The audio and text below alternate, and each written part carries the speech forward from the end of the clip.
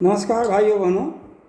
आज मैं doctor Ravishankar Maurya MBBS MD BHU से हैं और वाराणसी के ख्याति लब्ध चिकित्सक हैं।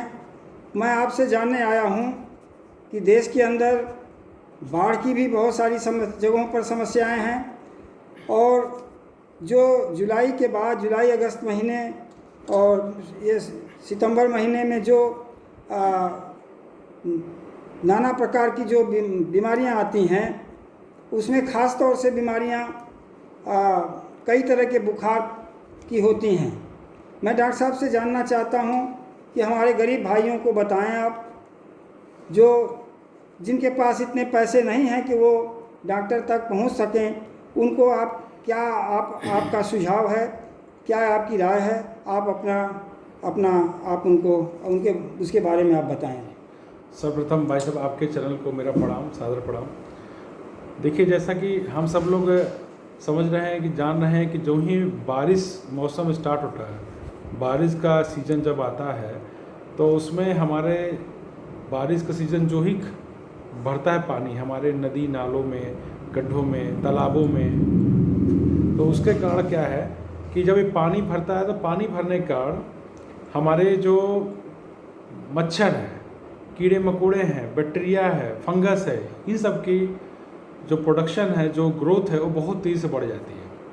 क्योंकि इन सब को बढ़ने के लिए हमारी ह्यूमिडिटी, पानी और गर्मी एक बड़ा स्रोत है। जब पानी और गर्मी जब एक दूसरे में ह्यूमिडिटी बढ़ती है तो देखा गया है कि मच्छरों का, बैक्टीरिया का, फंगस का ग्रोथ जो है बहुत तेज़ी से हमारे वातावरण में बढ़ने लगता है। और बरसात के दिनों में एक सबसे बड़ी समस्या होगी कि हमारे कुएँ, तालाब, नदी नालों में पानी जो है बरसात के पानी से, मिट्टी से, कीचड़ से मिक्सअप हो जाता है, पानी आपस में एक दूसरे से मिक्स हो जाते हैं।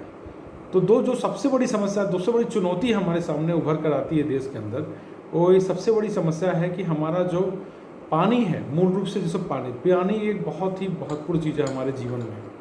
तो पानी जब हमारा दूषित हो गया, प्रदूषित हो गया, तो जब हम उसे पीते हैं या हमारे ग्राम सभा के बंधु या मजदूर किसान भाई जब उसे कहीं से भी नदी नाले या अपने कुएं से या अपने हैंडपाइप से भी अगर पीते हैं तो उसमें देखा गया कि बहुत सारे कीटाणु उसी माध्यम से उनके शरीर में प्रवेश कर लेते हैं। तो एक सबसे बड़ा कारण जो इस समय हमें देखने को मिलता है कि हमारे पेट संबंधित बीमारियां हमारे वातावरण में इस समय बहुत तेज़ी से बढ़ जाती हैं।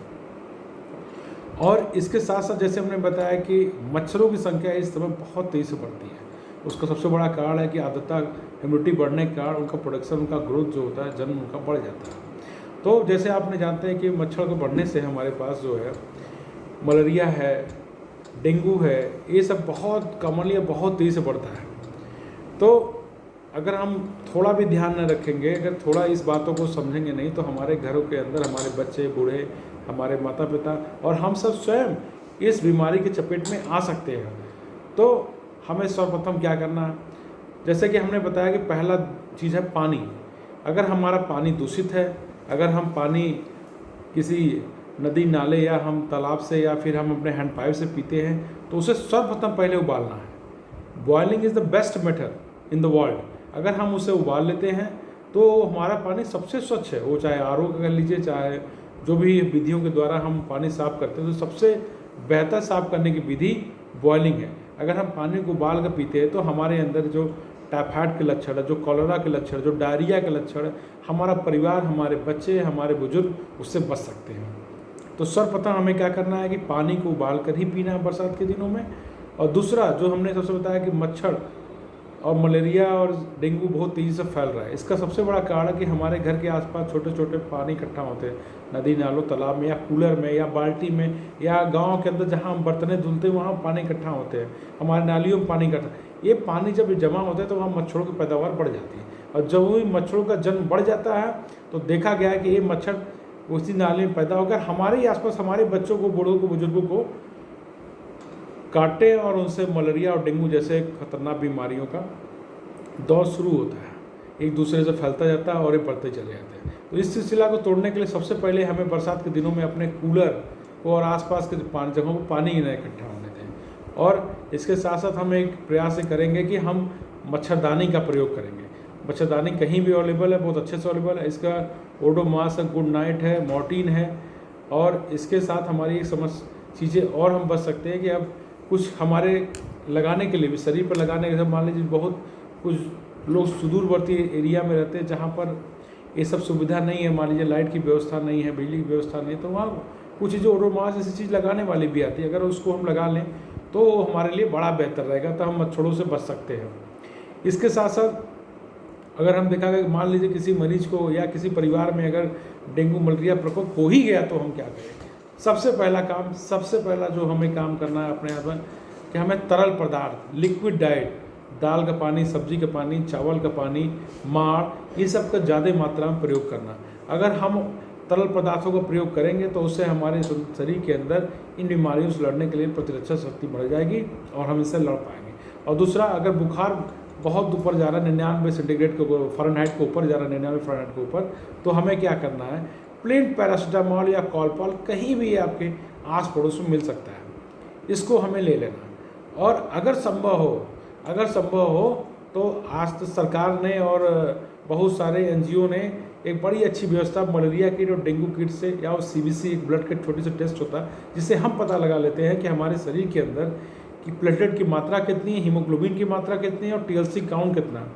ये सब पता कर हम बेहतर उपचार कर सकते हैं ग्राम देहात में, और कहीं भी ये जांच अवेलेबल है, छोटे छोटे शहरों में भी और छोटे छोटे गांव देहात हर जगह हो जाता है। तो हमें सर्वप्रथम अगर हमें बुखार का अंश लगता है तो हमें कॉलपॉल का प्रयोग कर लेना चाहिए और तरल पदार्थ लिक्विड डाइट का प्रयोग भरपूर करना चाहिए।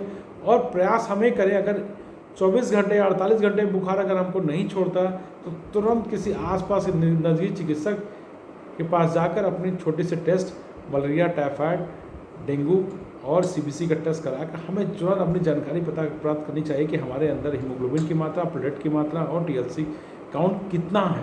अगर इसको हम पता कर लेते तो एक गंभीर स्वरूप जो उसका आने वाला होता है, जैसे आपने देखा होगा डेंगू के अंदर बहुत सारे छोटे प्लेटलेट काउंट कम होने की वजह से हमारे छोटे छोटे मुंहों से, नाक से, लैट्रिन के रास्ते ब्लड आना या शरीर के खून के थक्के जमने लगते, ये हम इससे बच जाएंगे। तो अगर आपके शरीर के अंदर थोड़ा ही बुखार का अंश है तो आप प्लीज़ अपने आसपास नज़दीकी चिकित्सक या नज़दीकी स्वास्थ्य केंद्र पर जाकर इसका जांच कराकर तुरंत पता करें उसका जो दवाएं हैं वो लो। इसके साथ ही दवाओं के साथ सबसे महत्वपूर्ण चीज़ है खाद्य पदार्थ। हमारा पानी गर्म होना चाहिए, हमें लिक्विड डाइट ज़्यादा से ज़्यादा मात्रा में लेना चाहिए और हमें प्रयास ये करना चाहिए कि नियमित दवाएं और नियमित भोजन ही हमारे जीवन को बचा सकता है। और आसपास के लोगों के लिए मच्छरदानी का प्रयोग करना है, गर्म पानी के लिए प्रयोग करना है, ओडोमॉस, मॉर्टिन और गुड नाइट ऐसे जो हमारे आसपास अवेलेबल चीज़ें उसका प्रयोग करना, जिससे मच्छरों से और पानी से होने वाली बीमारियों से हम बच सकें। धन्यवाद। धन्यवाद डॉक्टर साहब। आपको अच्छा लगा है तो इसको सब्सक्राइब करें, और आपके और कोई सवाल हैं तो आप YouTube पर हमको बताएं ताकि हम डॉक्टर साहब का पुनः आएँ और आपके सवालों के जवाब में। धन्यवाद।